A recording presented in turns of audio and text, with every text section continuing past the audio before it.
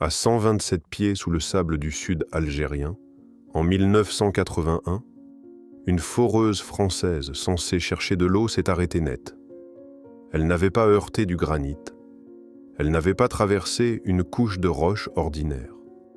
Le trépan venait de toucher du bois pétrifié, enfoui horizontalement dans un substrat que l'on présente depuis des millénaires comme le vestige d'un désert ancien, stérile, presque immobile. Et déjà, ce détail aurait dû suffire à rendre le dossier étrange. Mais ce n'était que le début.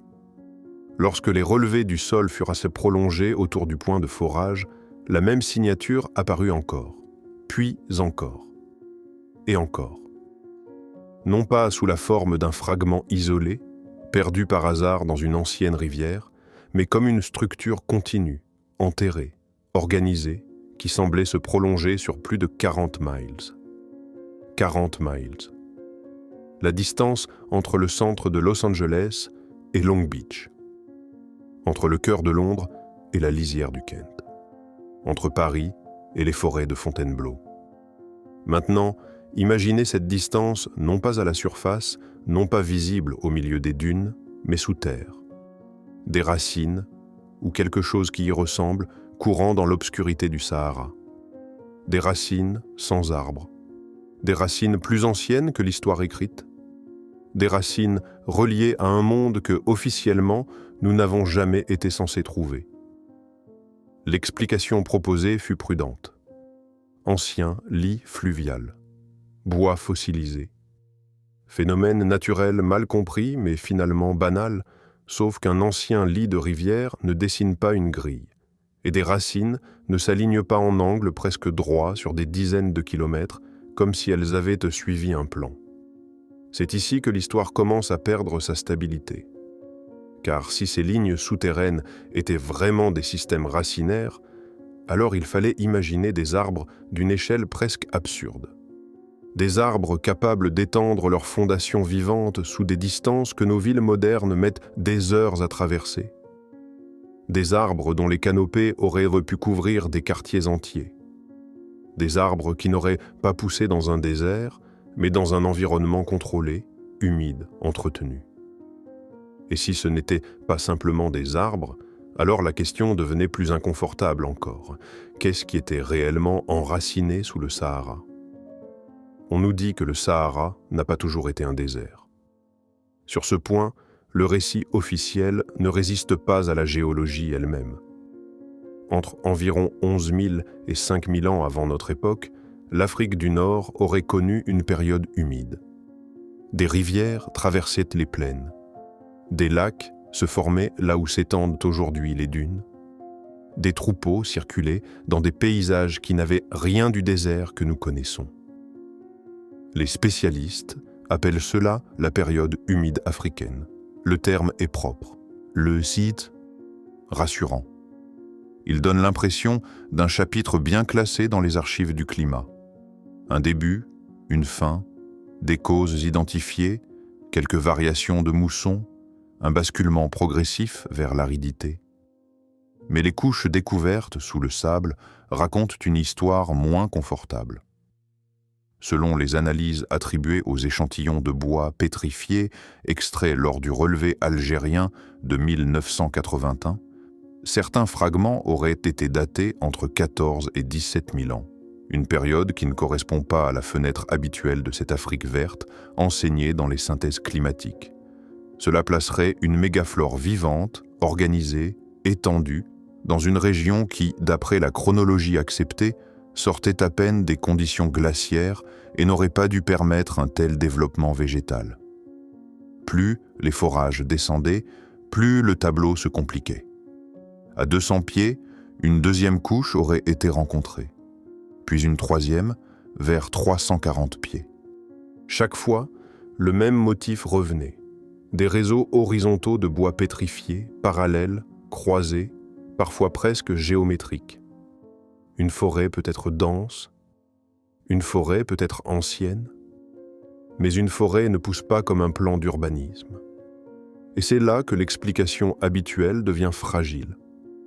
Si ces structures étaient naturelles, pourquoi cette répétition, Pourquoi cette régularité? Pourquoi ces lignes presque orthogonales dans un monde souterrain qui devrait porter la marque du hasard, de l'érosion, du mouvement, de la croissance sauvage?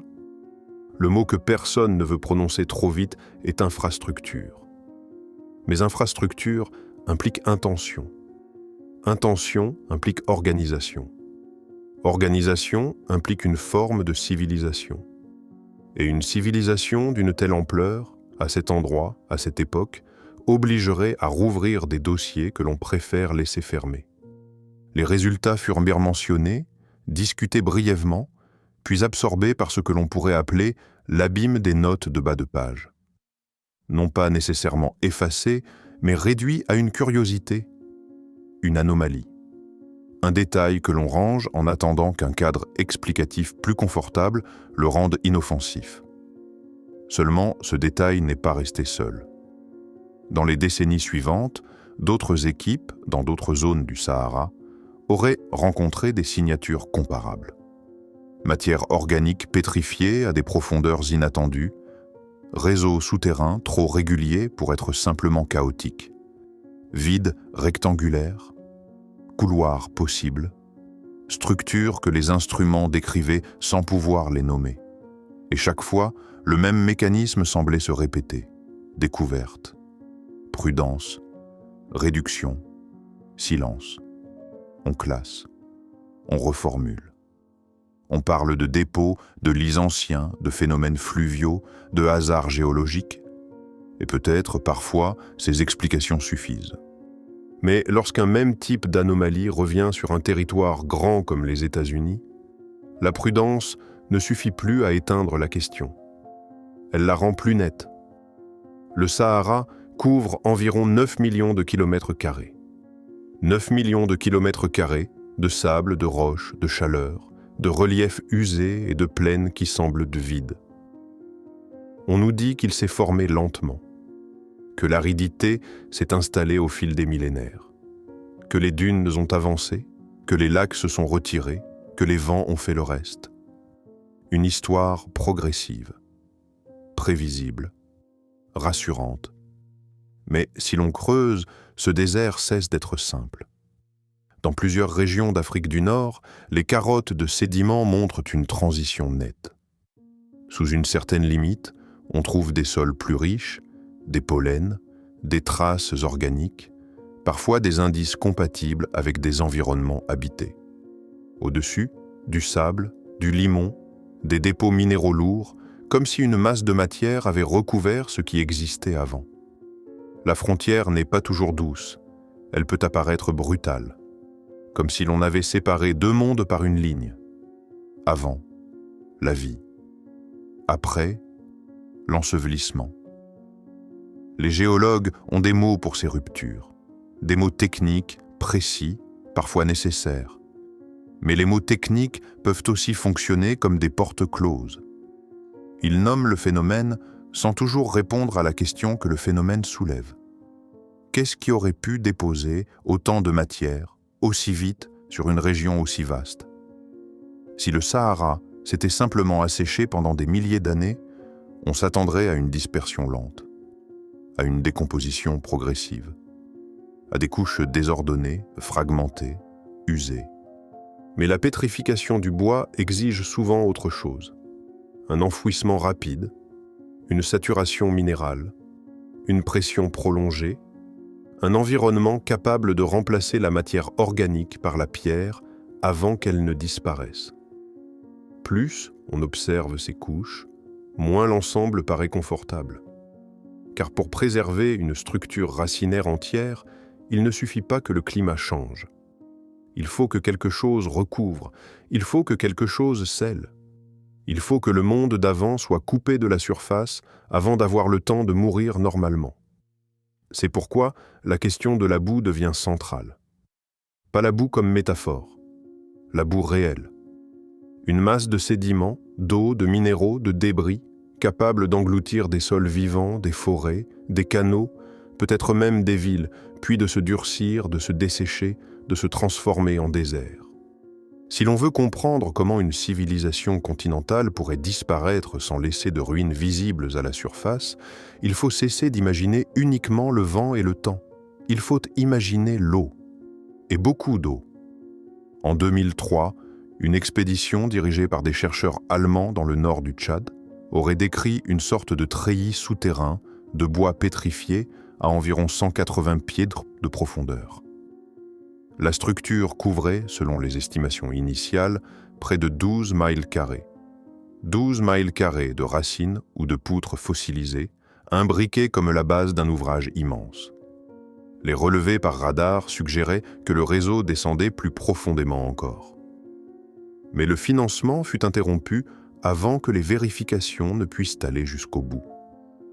La raison officielle fut simple: contrainte budgétaire. Une formule qui, dans les archives, a souvent la capacité magique d'arrêter les questions les plus dérangeantes. Des années plus tard, un géologue ayant travaillé sur le projet aurait confié anonymement à une équipe documentaire que le problème n'était pas seulement financier. Selon lui, la poursuite des fouilles aurait pu révéler des murs. Des murs sous le Sahara. Prenez un instant pour laisser cette image se former.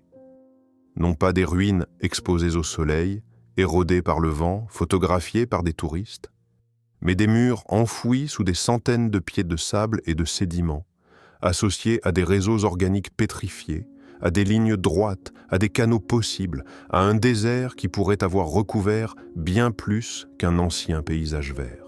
Des murs que personne ne veut expliquer parce qu'un mur n'est jamais neutre. Un mur suppose une main, une fonction, une limite, un espace protégé, une architecture. Et l'architecture, lorsqu'elle apparaît trop tôt dans le calendrier officiel, devient une menace pour le récit. La structure de Richat, en Mauritanie, est peut-être la partie la plus visible de cette énigme. On l'appelle souvent l'huile du Sahara. Depuis l'espace, elle ressemble à une cicatrice circulaire, immense, presque parfaite, d'environ 30 miles de diamètre. L'explication dominante parle d'un dôme géologique érodé pendant des millions d'années, laissant apparaître des anneaux concentriques, des anneaux naturels, des anneaux réguliers, des anneaux qui, pour certains chercheurs alternatifs, évoquent étrangement la description ancienne d'une cité composée de bandes alternées de terre et d'eau. Ce rapprochement ne prouve rien. Il peut relever de la coïncidence, de la projection, ou d'un désir humain très ancien de voir des formes dans la pierre. Mais le problème n'est pas seulement la forme visible. Le problème, ce sont les anomalies que les relevés souterrains auraient signalées autour et sous la région. Réseaux organiques pétrifiés, vides rectangulaires, signatures magnétiques difficiles à réduire à une simple érosion. Et lorsque ces motifs apparaissent non pas une fois, mais en différents points du désert, l'hypothèse du hasard commence à demander une foi considérable. On nous dit que ce sont des formations naturelles. Peut-être. Mais certaines formes naturelles imitent si bien l'architecture qu'elles obligent au moins à suspendre le jugement. En 2018, une équipe de recherche en archéologie satellitaire aurait identifié des centaines de fondations potentielles dans un rayon d'une quinzaine de miles autour du centre de la formation. Fondations possibles, c'est-à-dire des géométries qui pourraient y correspondre à des bâtiments, à des plateformes, à des structures organisées. Encore une fois, rien de tout cela ne suffit à déclarer qu'une cité se trouve sous l'huile du Sahara. Mais cela suffit à poser une question que le récit officiel préfère contourner. Si une cité avait existé là, que faudrait-il pour la maintenir?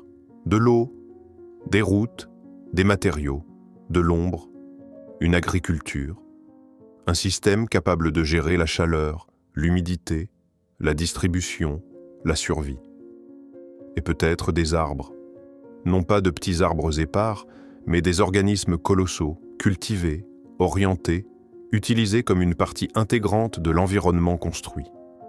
Des racines capables d'ancrer le sol, de stabiliser des structures, de retenir l'humidité, de protéger des canaux, de soutenir une architecture dont nous ne possédons plus que les empreintes souterraines. Ce n'était peut-être pas une preuve, Mais c'était une pièce impossible à ignorer. En 2011, au Maroc, une équipe travaillant pour une société d'énergie solaire aurait mis au jour, lors de la préparation d'un site, un fragment étrange à environ 43 pieds de profondeur. Ce n'était pas un simple tesson. Le morceau ressemblait à une section de conduit. Une pièce creuse, longue d'environ 4 pieds, faite d'une céramique dense, cuite, vitrifiée par endroits, comme si elle appartenait à un réseau technique. La découverte fut signalée aux autorités culturelles. Une équipe vint examiner le site. 3 jours plus tard, l'excavation fut rebouchée, le fragment fut saisi, et le rapport officiel parla de poteries d'origine indéterminée. Des poteries. Ce mot est utile. Il réduit, il rend domestique, il transforme une possible conduite hydraulique en débris culturel sans conséquence. Une curiosité parmi d'autres. Mais selon les photographies qui auraient circulé brièvement sur des forums d'archéologie, l'intérieur de la pièce montrait des traces compatibles avec un transport de liquide, tandis que l'extérieur portait des marques d'enfouissement sous pression prolongée. S'il s'agissait réellement d'une conduite, alors elle ne devait pas être seule. Une conduite appelle un réseau. Un réseau appelle une source. Une source appelle une destination. Et dans un désert, toute infrastructure hydraulique ancienne est plus qu'un objet technique. C'est un indice de civilisation. Ce détail aurait pu passer inaperçu s'il n'était pas revenu ailleurs sous d'autres formes. Canaux supposés, galeries, pentes calculées, vides linéaires, structures qui évoquent moins des grottes naturelles que des systèmes enterrés. En 1977, une équipe géologique soviétique travaillant dans le désert libyen aurait découvert ce qu'elle appela simplement la galerie.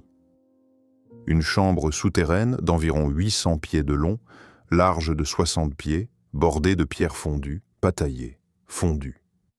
Les parois auraient présenté des traces de chaleur extrême, suffisantes pour transformer le grès en une surface presque vitreuse. Au centre, un canal parfaitement droit suivait une pente précise, calculée pour l'écoulement de l'eau. Les Soviétiques auraient cartographié la galerie et suivi le canal par méthode sismique. Celui-ci se serait prolongé sur plus de 20 miles, relié à d'autres chambres, d'autres conduits, d'autres vides. Mais le détail le plus dérangeant se trouvait dans une annexe du rapport. Le long des murs, des impressions de racines pétrifiées apparaissaient dans la pierre fondue. Comme si des plantes avaient dépoussé là pendant que la galerie fonctionnait. Comme si l'eau avait circulé au milieu d'un système vivant. Comme si la frontière entre architecture et agriculture avait été beaucoup plus floue que dans nos catégories modernes. Le rapport soviétique aurait été classifié en 1979. Il aurait refait surface brièvement après l'effondrement de l'URSS, mais les coordonnées du site variaient selon les versions. Une équipe française qui aurait tenté de vérifier l'emplacement à la fin des années 1990 se serait vue refuser les permis nécessaires. Depuis, la galerie, si elle existe, reste sous le sable, avec ses murs vitrifiés, son canal, ses empreintes de racines, et ce silence particulier qui entoure les découvertes trop difficiles à intégrer. Le Sahara n'est pas vide, il est fermé.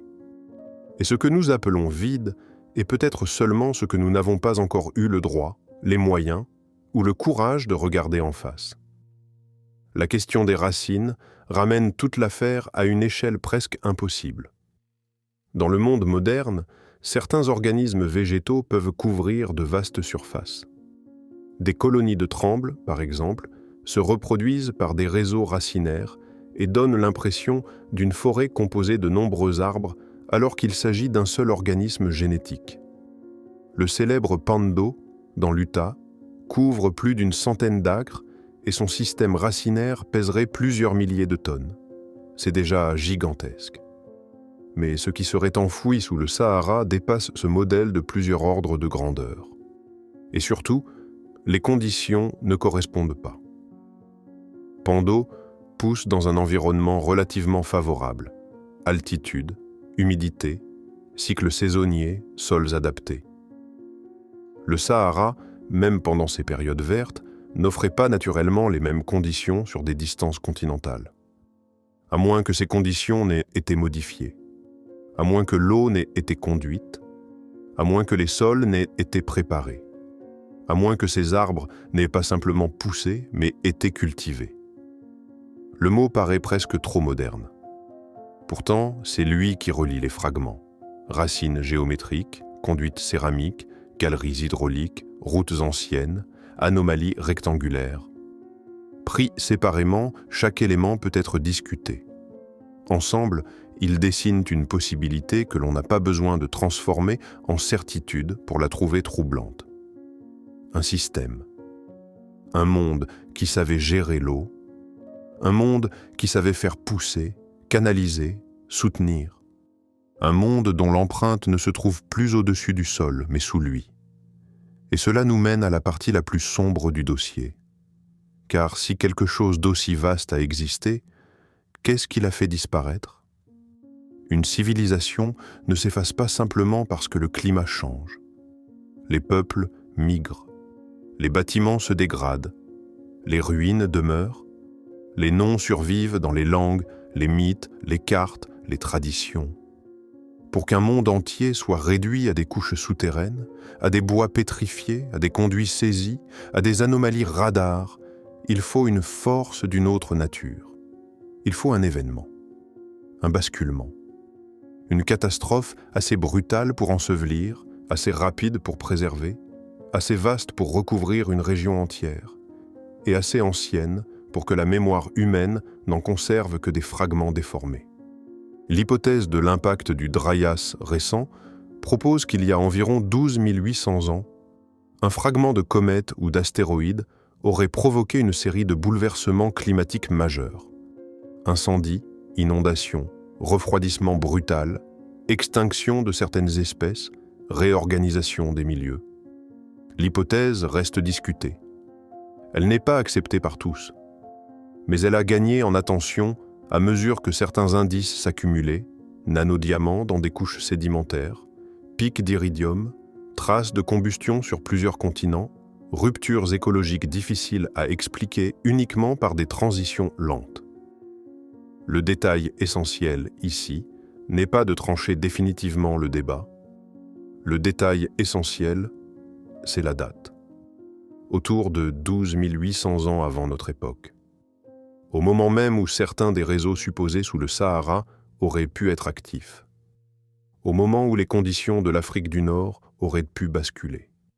Au moment où un monde humide, vivant, organisé, aurait pu être frappé par des eaux, des boues, des sédiments, des effondrements climatiques et hydrologiques à une échelle que nous avons du mal à imaginer. Si des masses d'eau issues de la fonte des glaces et des latitudes nord avaient déferlé vers le sud, elles auraient pu transporter des milliards de tonnes de boue, de minéraux et de débris.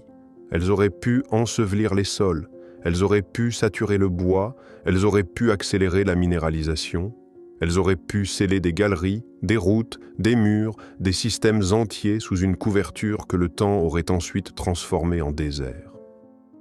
Le récit officiel parle d'un assèchement lent sur plusieurs millénaires. Mais certaines couches semblent s'éparler d'un choc, non pas d'une fin progressive, mais d'une interruption. Non pas d'un paysage qui meurt lentement, mais d'un monde qui disparaît sous une matière venue trop vite. En 2006, des archéologues italiens travaillant dans le sud de la Libye auraient identifié ce qu'ils prirent d'abord pour une route romaine.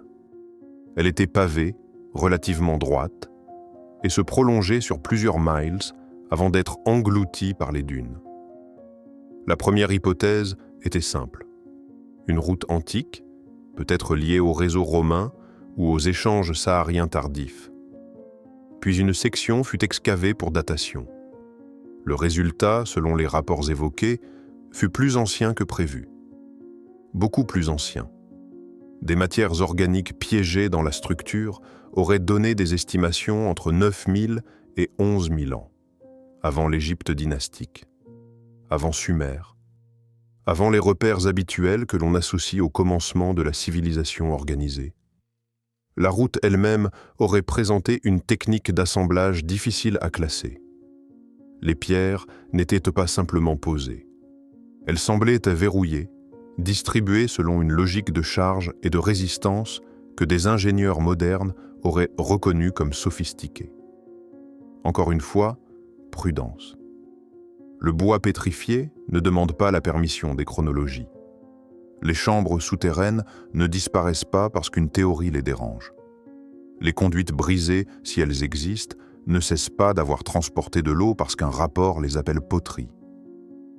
Les routes anciennes ne deviennent pas plus récentes parce qu'elles sont trop gênantes. Et les racines, elles, restent. Elles attendent. Non pas comme une réponse finale, mais comme une question minérale étendue sur 40 miles. 40 miles de silence sous un désert que l'on présente comme vide. 40 miles d'un organisme ou d'un système que personne n'a encore expliqué de manière satisfaisante. 40 miles qui demandent ce que nous avons perdu, non seulement dans la terre, mais dans la mémoire. Peut-être qu'un jour, le sable se déplacera assez pour montrer la prochaine pièce. Peut-être qu'un forage tombera sur une chambre intacte. Peut-être qu'une équipe obtiendra enfin les autorisations, les fonds, et surtout la liberté d'aller jusqu'au bout. Alors nous verrons peut-être ce que ces racines retenaient. Une plateforme, un mur, une route, un bassin, une ville. Ou quelque chose de plus ancien encore, un fragment d'un monde dont les survivants n'auraient-ils laissé que des échos, des cartes imprécises, des légendes de déluge et des couches de pierre sous le désert. Jusqu'à ce jour, le Sahara restera ce qu'il est en surface, une mer de sable, immense, brûlante, presque silencieuse. Mais sous cette mer, quelque chose continue de dessiner des lignes que le vent n'a pas tracées, des lignes que le hasard peine à expliquer, des lignes qui ressemblent à la mémoire pétrifiée d'un monde trop grand pour avoir entièrement disparu. Et peut-être que la vérité la plus dérangeante n'est pas que cette civilisation ait été enterrée. C'est que nous ayons appris à regarder le désert sans plus jamais nous demander ce qu'il recouvre.